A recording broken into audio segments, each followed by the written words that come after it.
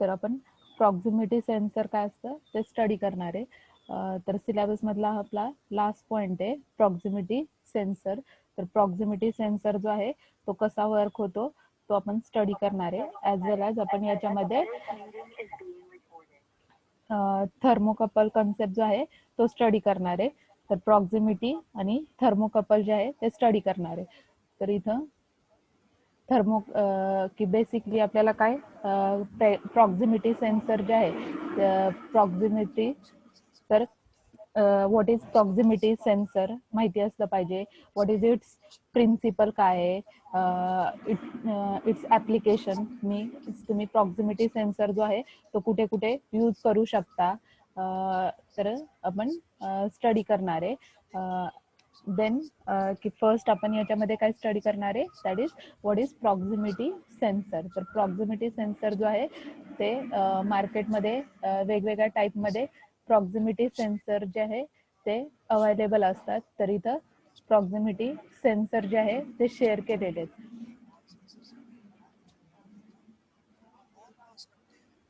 में output generate हो जाता है। जब हम इसको बिल्कुल ही सेंसर के टाइप क्या क्या है और इसका वर्क ये अब देखते हैं कि प्रॉक्सिमिटी सेंसर होता क्या है।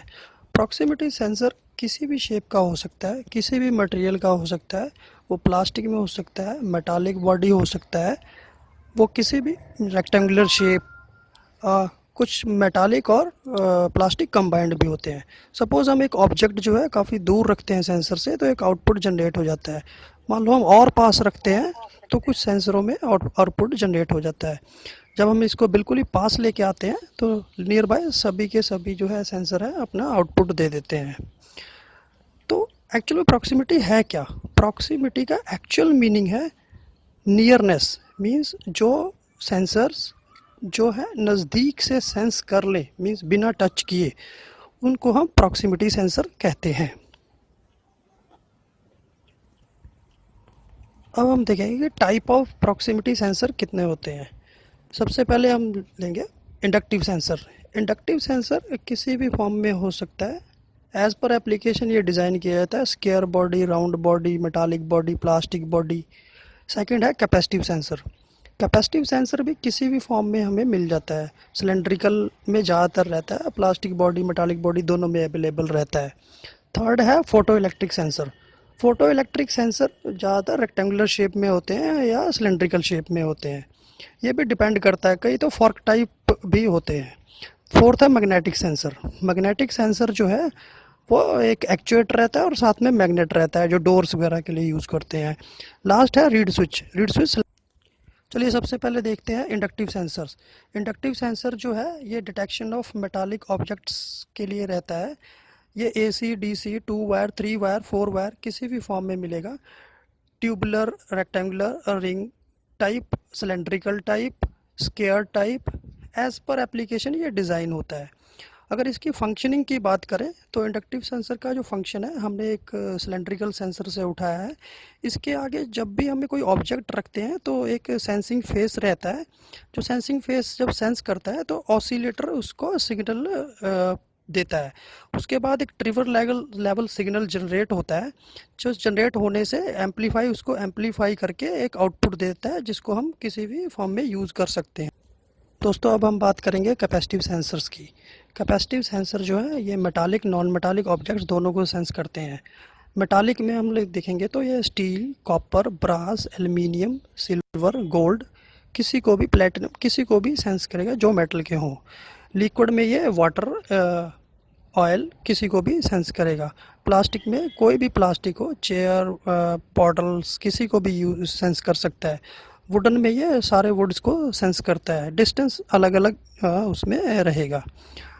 ये AC, DC, NO, NC selectable रहता है, इसमें एडजस्टेबल इसका ऑपरेटिंग रेंज रहता है, 3 और 4 वायर दोनों में अवेलेबल रहता है। अभी हम बात करते हैं इसके ऑपरेटिंग प्रिंसिपल की। ये एक लाइक सेम कैपेसिटर की तरह होता है, इसमें एक डाइलेक्ट्रिक मटेरियल होता है, ऊपर एरिया रहेगा। जो कैपेसिटेंस है वो एरिया से एरिया इनटू जो है डाइलेक्ट्रिक जो स्ट्रेंथ रहेगी वो डिवाइडेड बाय इसका डिस्टेंस। तो जैसे ही हम इसके पास में कोई भी ऑब्जेक्ट लाएंगे तो ये एक आउटपुट जनरेट करेगा क्योंकि इसके डाइलेक्ट्रिक स्ट्रेंथ में चेंज। अब हम बात करेंगे फोटो इलेक्ट्रिक सेंसर्स की। फोटो इलेक्ट्रिक सेंसर जो है लाइट सेंसिंग एलिमेंट होता है जो कि ऑब्जेक्ट्स को डिटेक्ट करता है। ये भी किसी भी फॉर्म में रहता है, ज़्यादातर रेक्टेंगुलर शेप में इसका अवेलेबिलिटी रहती है। ये AC DC direct reflection, reflection with reflector, through beam, adjustable operating distance रहता है इसका, प्रोग्रामेबल आउटपुट फंक्शन रहता है, DC NPN PNP NO NC किसी भी फॉर्म में मिलता है। Direct reflection diffuse type sensor जो होते हैं वो उसके आगे कुछ भी नहीं होता, एक सिर्फ सेंसर होता है, उसके अंदर ट्रांसमीटर और रिसीवर एक साथ रहता है। जब कोई ऑब्जेक्ट बीच में आता है तो रेज टकरा के वापस आती है तो एक आउटपुट जनरेट होता है। रिफ्लेक्टिव विद रिफ्लेक्टर और रेट्रो रिफ्लेक्टर जो सेंसर है उसमें एक रिफ्लेक्टर रहता है और एक सेंसर रहता है। रिसीवर और ट्रांसमीटर एक में ही रहता है। जब कोई ऑब्जेक्ट उस दोनों के बीच में आता है तो लाइट जो है आउटपुट इसको मिल जाता है। थ्रू बीम सेंसर जो है, थ्रू बीम सेंसर में क्या रहते हैं, दो अलग अलग सेंसर रहते हैं, एक ट्रांसमीटर और एक receiver.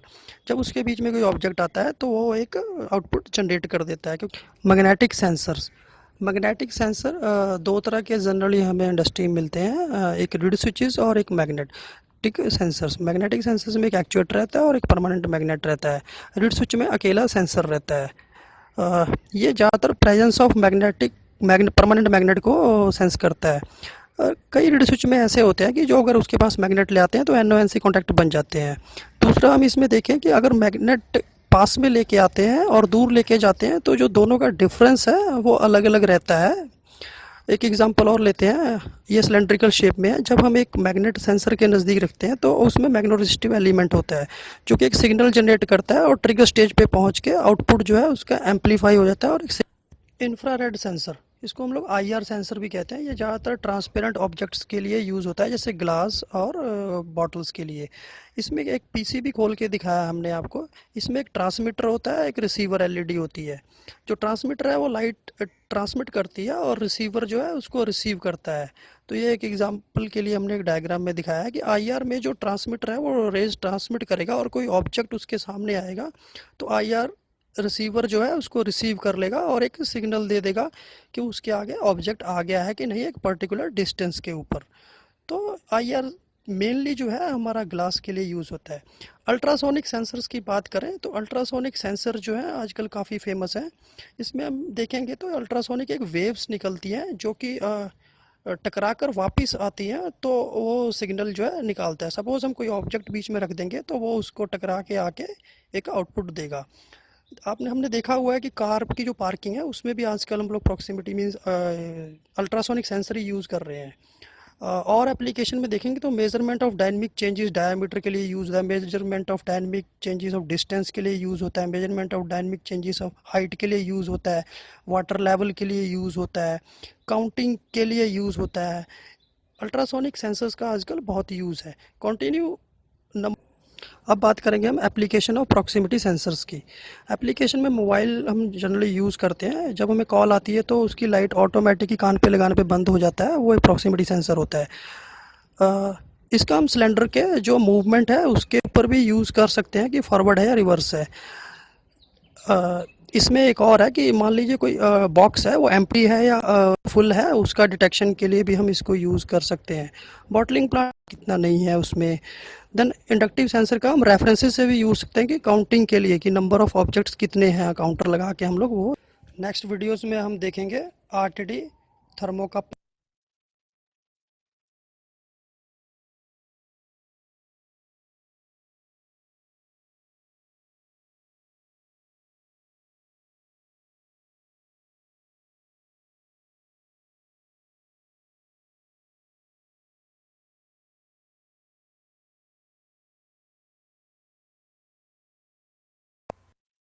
Hello everyone, this is in today in this video I am going to discuss sensors classification.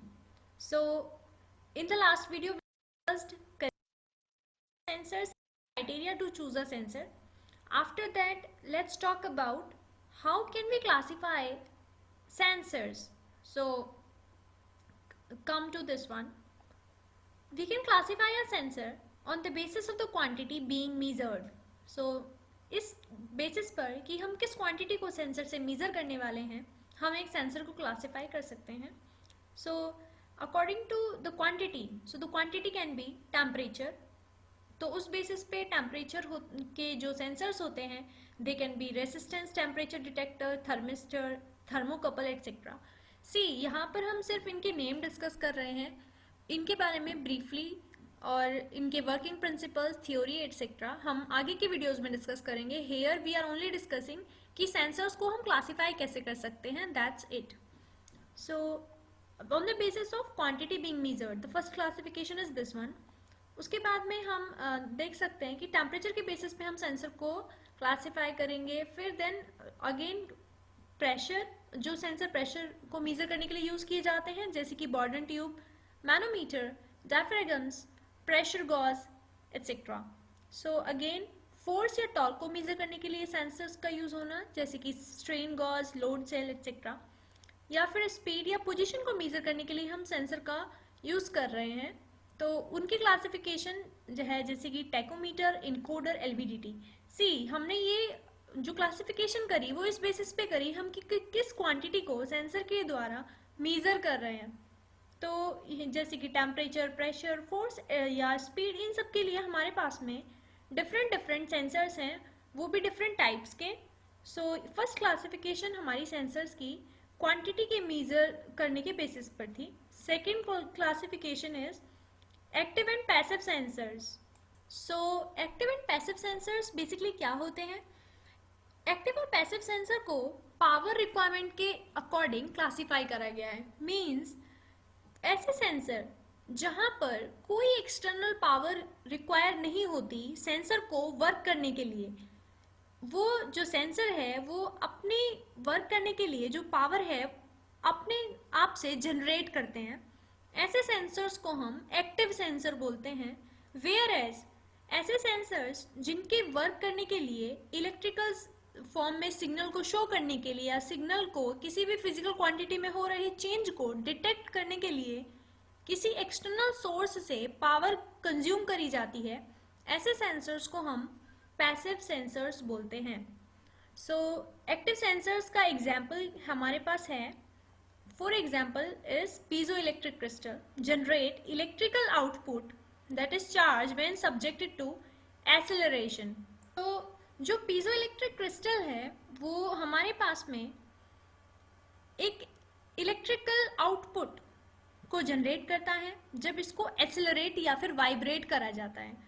तो जो सेंसर का यूज हुआ उसने जो एनर्जी है उसे जनरेट किया या फिर उस सेंसर ने एनर्जी जो अपनी फंक्शनिंग के लिए जनरेट करी वो कहाँ से करी? पीजोइलेक्ट्रिक क्रिस्टल को एक्सेलरेट होने से या फिर वाइब्रेट होने से.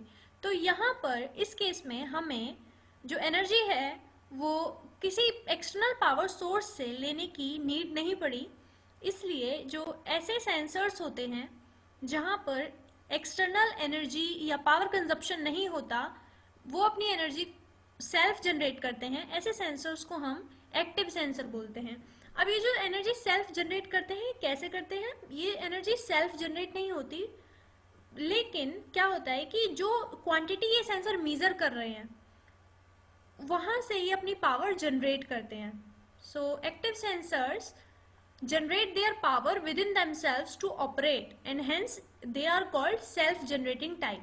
So active sensors को इसीलिए हम self generating type sensors भी बोलते हैं. Now the energy for functioning is derived from the quantity being measured. So अब हम कह सकते हैं कि जो उन्होंने पावर जनरेट करी या सेल्फ जनरेटिंग हम क्यों बोल रहे हैं इन्हें? क्योंकि जो एक्टिव सेंसर हैं वो अपनी एनर्जी, अपने फंक्शन करने के लिए जो एनर्जी है वो उस क्वांटिटी से ले रहे हैं जिसे वो मेजर कर रहे हैं. फॉर एग्जाम्पल यहाँ पे अभी हमें पीजो इलेक्ट्रिक क्रिस्टल को वाइब्रेट किया तो हमें एक इलेक्ट्रिकल आउटपुट मिला, राइट? तो अब यहाँ पर पीजो इलेक्ट्रिक क्रिस्टल से ही एनर्जी ली सेंसर ने उनकी फंक्शन करने के लिए जिस क्वांटिटी को वो मेजर कर रहा था. That's why this is an example of active sensor process. Okay, so again passive sensor which do not require any external power for their functioning. So examples हैं इसके. अधिकतर जो रेसिस्टिव या फिर इंडक्टिव एंड कैपेसिटिव सेंसर्स होते हैं वो passive होते हैं. ठीक है, अगेन रेसिस्टर्स, इंडक्टर्स और कैपेसिटर्स को हम पैसिव डिवाइसेस भी बोलते हैं. क्यों होते हैं इन्हें पैसिव सेंसर्स, रेसिस्टिव या फिर इंडक्टिव या कैपेसिटिव सेंसर? क्योंकि इन्हें अपने फंक्शन करने के लिए हमें पावर प्रोवाइड करानी पड़ती है, इसलिए। Okay, so this was the second classification, active and passive sensor. Now this third classification is analog and digital sensor. So analog and digital sensors ये क्या होते हैं? An analog sensor converts the physical quantity being measured to analog form, continuous in time. So एक analog sensor जो physical quantity जिसे वो major कर रहा है उसे एक एनालॉग फॉर्म में कन्वर्ट करेगा ना। ये एनालॉग फॉर्म क्या होती है?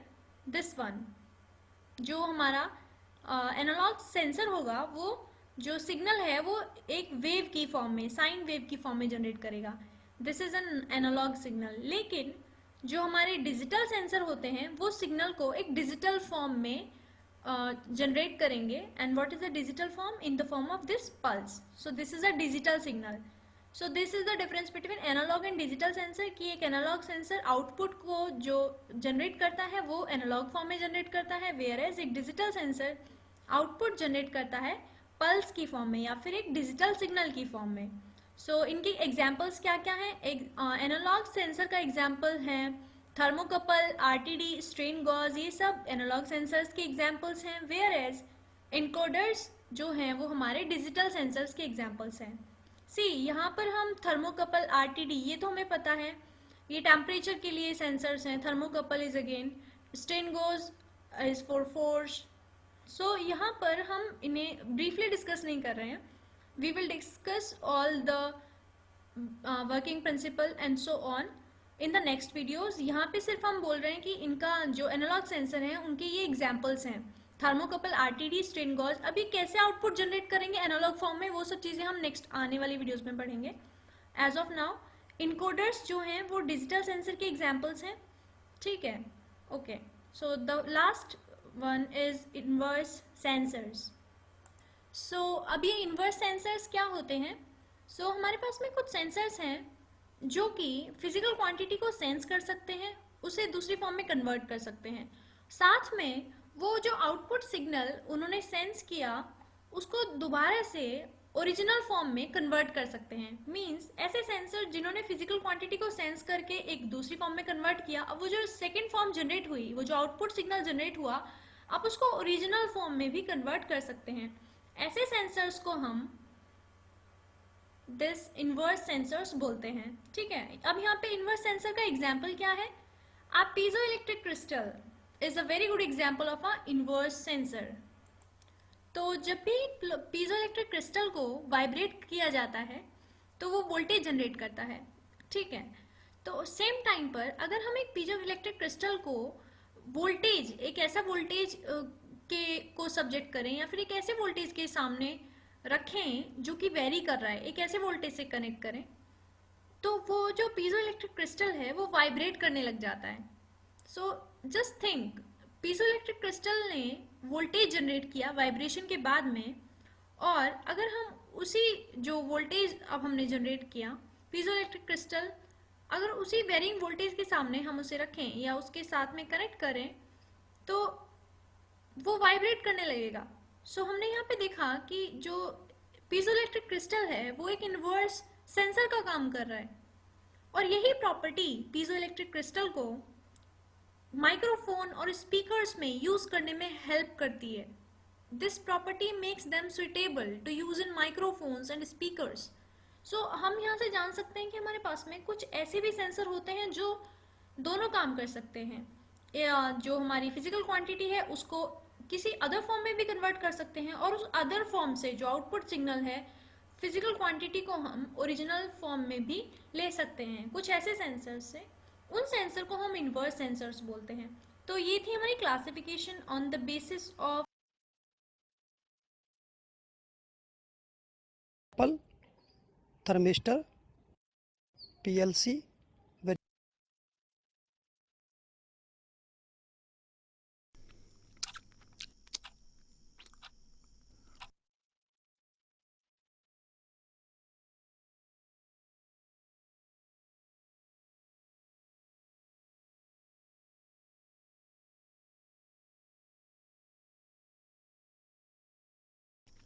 आपके हाथों का बढ़िया खाना बहुत दिनों बाद खाया है ना आपके दामाद ने।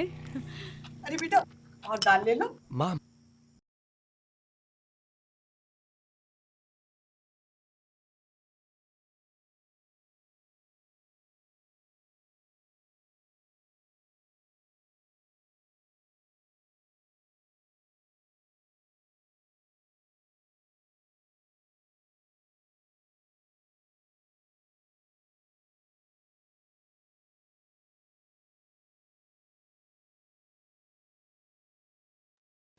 Thermocouple is a kind of temperature sensor that is used to measure the temperature at one specific point in the form of EMF or an electric current. A thermocouple can measure a wide range of temperatures. It is a simple, robust and cost-effective temperature sensor used in various industrial applications. Working principle of thermocouple. When two wires of dissimilar metals are joined at both ends, two bimetallic junctions are formed. One is this one and the other is this. One junction is heated using a heater and the other end is immersed in water. When a multimeter is connected in the circuit, we can see that the multimeter is giving some reading. This is the voltage between the hot and cold junctions. Now, if we increase the temperature of the hot junction using heater, we can see that the reading shown in the multimeter also increases. This proves that the voltage between these two junctions is the function of temperature difference between them. This effect is known as Seebeck effect. This phenomenon provides us with a simple way to electrically infer temperature. All thermocouple circuits, no matter how simple or complex, exhibit this fundamental property. Construction of thermocouple. A thermocouple consists of two wire legs made from different metals. The wire legs are welded together at one end, creating a junction. The end of the junction is classified into three types, namely ungrounded, grounded, and exposed junction. Ungrounded junction. In this type of junction, the conductors are totally separated from the protecting cover. The applications of this junction mainly include high pressure application works. Grounded junction. In this type of junction, the metal wires as well as the protection cover are connected together. This type is used to measure the temperature in the acidic atmosphere. Exposed junction. The exposed junction is applicable in the areas where a quick response is required. This type of junction is used to measure the gas temperature. Working of a thermocouple. The junction is placed on the surface where we want to measure the temperature. This junction is known as a hot junction, and the other end of the two wires are kept at a room temperature. This junction is known as cold junction or reference junction. According to the Seebeck effect, when the junction experiences a change in temperature, a voltage is created. A measuring instrument is connected in the circuit. The voltage measured by the measuring instrument is a function of temperature difference between the junctions. The voltage can then be interpreted using thermocouple reference tables to calculate the temperature. Hence, by measuring the voltage, we can calculate the temperature of the hot junction. By this, we come to the end of this video. If you like the video, please support us by subscribing our channel. Thank you. Have a nice day.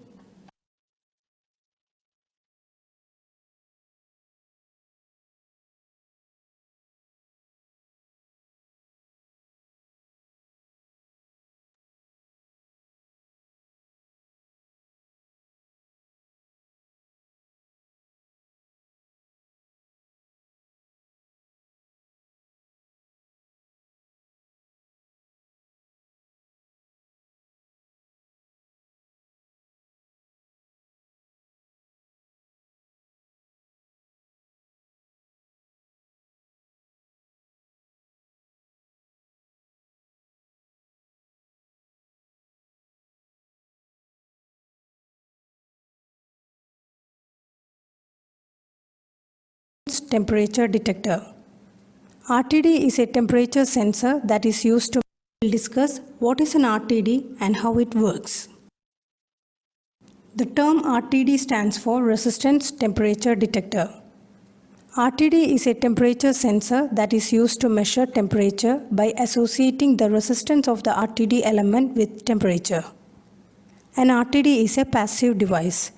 External electronic devices are used to measure the resistance of the sensor by passing a small electrical current through the sensor.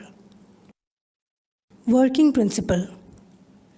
Every material has atoms in it, and all atoms have some energy due to which it vibrates slightly.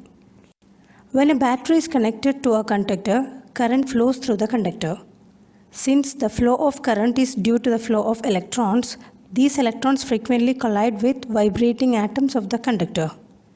These collisions decrease the speed of the electrons.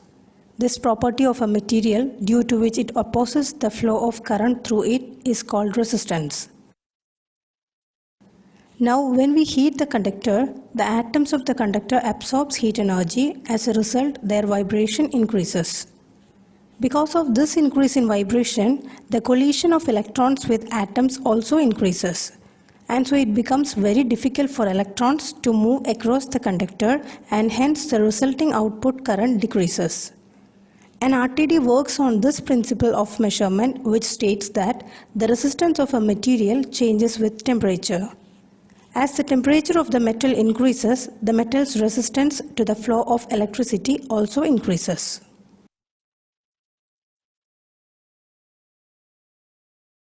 Parts of RTD. Sensing element or RTD element. The sensing element is the actual temperature sensing unit, which is located at the tip of the temperature sensor on the end that is exposed to the process temperature.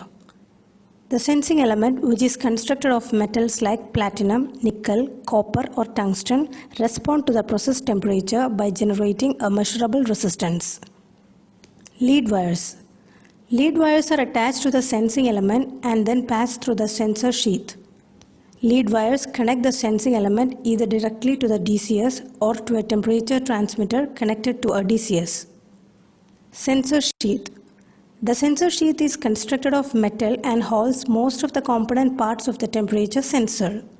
The sensor packing, typically magnesium oxide, surrounds the sensing element and is contained within the sensor sheath. The sensor packing decreases the impact of process vibration on the sensing element and thus ensures a more accurate measurement. Threaded adapter. The threaded adapter is welded over the rear housing of the sensor sheath. One end of the threaded adapter threads into a thermo well or directly into the process piping. The other end is typically threaded into a temperature transmitter. Working of RTD. Suppose we want to monitor the temperature of an oven. To do this work, the probe of an RTD is inserted into the oven. Due to the temperature of the oven, the resistance of the sensing element of the RTD varies correspondingly. The RTD gives output of resistance in ohms, but that is not a standard signal that can be transmitted into the control room. So we have to convert that change in resistance to a change in voltage, and this can be done using Wheatstone bridge. These Wheatstone bridge circuits are built into the transmitter, PLC, DCS or PID controller. RTD may be located hundreds of feet away from the bridge circuit. Two types of Wheatstone bridge circuit configurations are mainly used. One is null balanced bridge and the other is deflection bridge. In null balanced bridge, the resistors R1 and R2 are known and R3 is an adjustable resistor. The resistor R3 is initially adjusted in order to obtain 0 volt in the voltmeter. In this condition, the bridge is said to be null balanced. This would be the 0 or set point on the RTD temperature output. As the RTD is inserted into the oven, the RTD temperature increases and correspondingly the voltage indicated by the voltmeter also increases. In deflection bridge, all three resistors are fixed and not adjusted and the output voltage varies corresponding to the temperature of RTD. If a voltage transducer replaces the voltmeter, a 40 to 20 milliampere signal, which is proportional to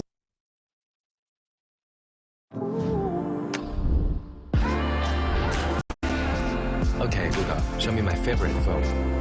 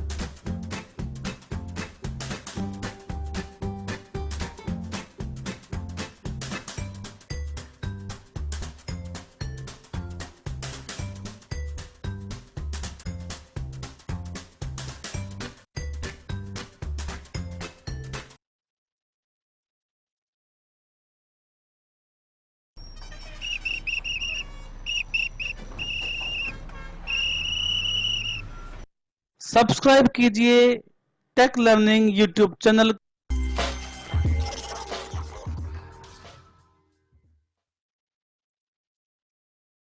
हमारा next question है resistance temperature detector यानी RTD can be defined as. Resistance temperature detector RTD किस तरह का transducer है? Option A mechanical transducer, option B electrical transducer, option C physical transducer या फिर option D none of these, इनमें से कोई नहीं।